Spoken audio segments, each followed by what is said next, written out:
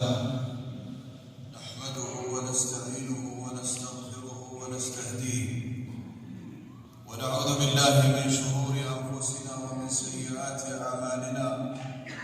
من يهده الله فلا مضل له ومن يضلل فلا هادي له، وأشهد أن لا إله إلا الله وحده لا شريك له، وأشهد أن محمدا عبده ورسوله وصفيه وخليله صلى الله عليه وعلى آله وصحبه وسلم تسليما كثيرا. يا أيها الذين آمنوا اتقوا الله وقولوا قولا سديدا يصلح لكم أعمالكم ويغفر لكم ذنوبكم، ومن يطع الله ورسوله فقد فاز فوزا عظيما. أما بعد، فلقد وجه معالي وزير الشؤون الإسلامية خطباء الجوامع بتخصيص خطبة الجمعة للتحذير من الغش في التجارة وتحريم الاحتكار والإضرار بالناس في المبالغة بالأرباح. فطلب الحلال يا عباد الله وتحصيل المال أمر محمود طبعا ومأمور به شرعا متى ما أقيم على الموازين المرئية. فابتغوا عند الله الرزق واعبدوه واشكروا له. والمال الحرام دخل مشؤوم وهو أخطر على بني آدم من السموم، فهو وقود على صاحبه في الدنيا والآخرة. وإن مما جاء التحذير منه والتشديد في النهي عنه الغش في الأموال والتطفيف في المكيال واحتكار السلع عند التجار، وكل هذا داخل في النهي في قوله تعالى: يا أيها الذين آمنوا لا تأكلوا أموالكم بينكم بالباطل. والغش المحرم في البيع هو أن يخفي البائع شيئا في السلعة لو اطلع عليه المشتري لم يشتريها. مر النبي صلى الله عليه وسلم على صفرة طعام فأدخل يده فيها فنالت أصابعه بللا، فقال: ما هذا يا صاحب الطعام؟ قال: أصابته السماء. قال صلى الله عليه وسلم: أفلا جعلته فوق الطعام كي يراه الناس؟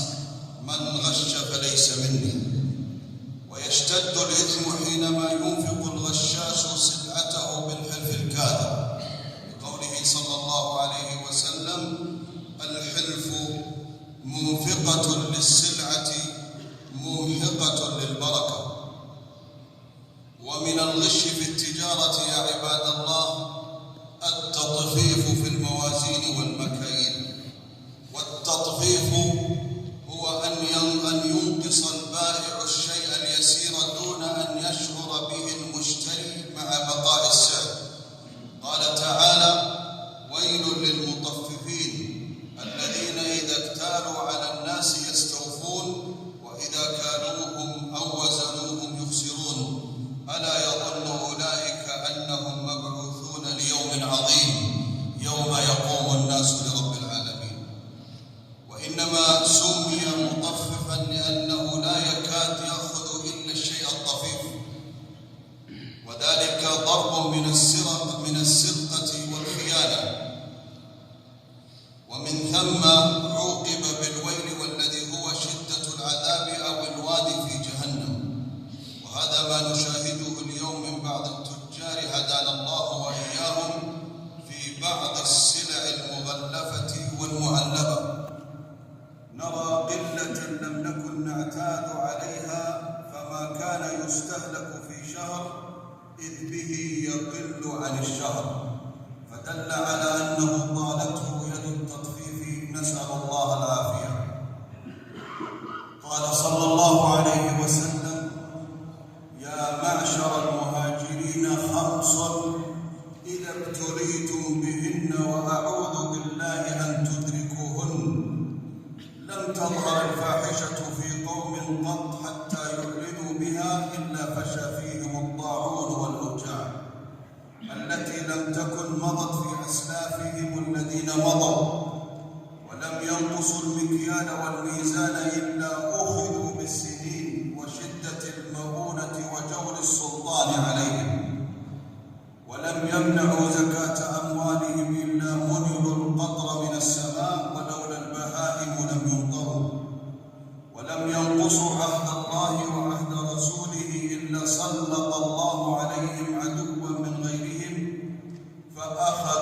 أرض ما في أيديهم، وما لم تحكم أئمتهم بكتاب الله ويتخيروا ما أنزل الله إلا جعل الله بأسهم بينهم. فنهى الإسلام عباد الله عن التجار عن الاحتكار، وخاصة في السلع التي يحتاجها الناس في أقواتهم وحياتهم. قال صلى الله عليه وسلم: لا يحتكر إلا خاطئ، والخاطئ هو الإثم والذنب. ووصف المحتكر بأنه خاطئ ليس بالأمر الهين، ووصف المحتكر بأنه خاطئ ليس بالأمر الهين.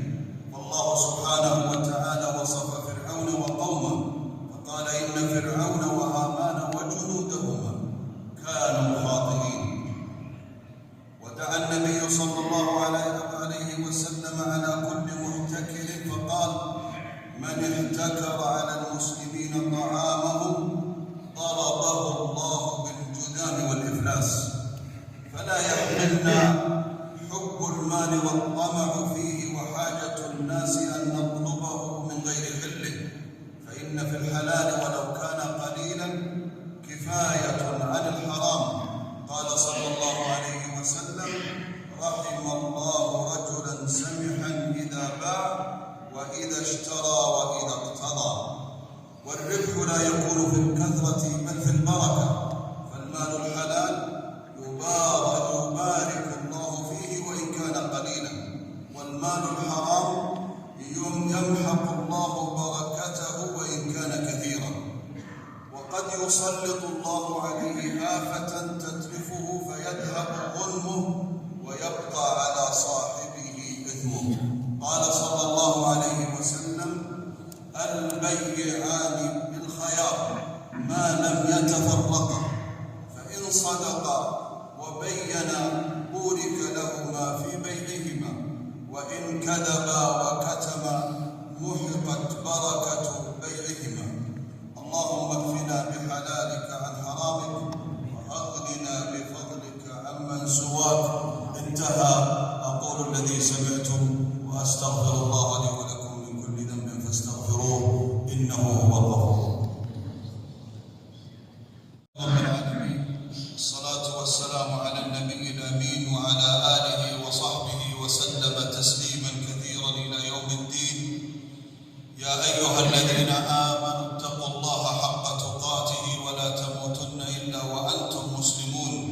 إن الله أمر بأمر فبدأ بنفسه وثنى بملائكته وثلث بكم فقال: إن الله وملائكته يصلون على النبي يا أيها الذين آمنوا صلوا عليه وسلموا تسليما. اللهم صل وسلم وبارك على عبدك ورسولك محمد وعلى آله وصحبه وسلم تسليما كثيرا. اللهم وأعز الإسلام والمسلمين، اللهم وأعز الإسلام وانصر المسلمين، اللهم وأعز الإسلام وانصر المسلمين، وأذل الشرك والمشركين. اللهم يا رحمن يا رحيم، اللهم فرج هم المهمومين، اللهم فرج هم المهمومين، ونفس كرب المكروبين، واقض الدين عن المدينين. اللهم اقض الدين عن المدينين، واشف مرضانا ومرضى المسلمين. اللهم اشف مرضانا ومرضى المسلمين. اللهم أسعد كل بيت بشفاء مريضهم. اللهم أنزل على كل مريض من مرضى المسلمين عافيتك يا أرحم الراحمين. اللهم اغفر لموتانا وموتى المسلمين، اللهم اغفر لموتانا وموتى المسلمين. اللهم اجعل قبورهم روضة من رياض الجنة. اللهم وسع لهم في قبورهم، اللهم وسع لهم في قبورهم. اللهم يا ذا الجلال والإكرام أبدل سيئاتهم حسنات يا رب العالمين. اللهم آمنا في أوطاننا، وأصلح أئمتنا وولاة أمورنا وولاة أمور المسلمين في كل مكان يا رب العالمين. اللهم وفق ولي أمرنا خادم الحرمين عهده ببطانة صالحة تدلهما على خير البلاد والعباد. سبحان ربك رب العزة عما يصفون، وسلام على المرسلين، والحمد لله.